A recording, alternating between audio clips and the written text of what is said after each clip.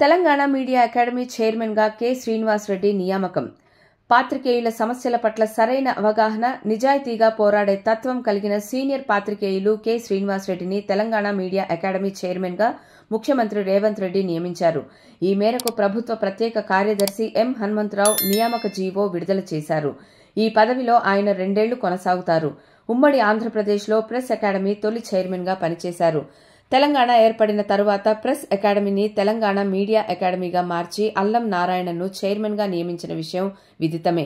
ప్రభుత్వం మారిన తరువాత నూతన మీడియా అకాడమీ చైర్మన్గా కె. శ్రీనివాసరెడ్డిని నియమిస్తూ ఉత్తర్వులు జారీ చేశారు. నల్గొండ జిల్లాకు చెందిన కె. శ్రీనివాసరెడ్డి సిపిఐ పార్టీ సభ్యులు, చాలా కాలం విశాలాంధ్ర పత్రిక ఎడిటర్గా సేవలు అందించారు. ప్రస్తుతం ప్రజాపక్షం ఎడిటర్గా ఉన్నారు. వారి వయసు 74 సంవత్సరాలు. మొదటి నుంచి కూడా పాత్రికేయ సమస్యలపై ఉద్యమిస్తూ తనదైన ప్రత్యేక గుర్తింపు పొందారు. ఉమ్మడి రాష్ట్రంలో వర్కింగ్ జర్నలిస్ట్ యూనియన్ అధ్యక్షునితో పాటు వివిధ హోదాల్లో సేవలు అందించారు. ఇండియన్ జర్నలిస్ట్ యూనియన్ అధ్యక్షులుగా కొనసాగుతున్నారు. వివాద రహితులు, సౌమ్యులు శ్రీనివాసరెడ్డి కె. గారికి అభినందనలు. గత 17 ఏళ్లుగా కొనసాగుతున్న జర్నలిస్టుల హౌసింగ్ సైట్ల సమస్య మీ సారథ్యంలో ఒక కొలిక్కి వస్తుందని ఆకాంక్షిస్తున్నాను.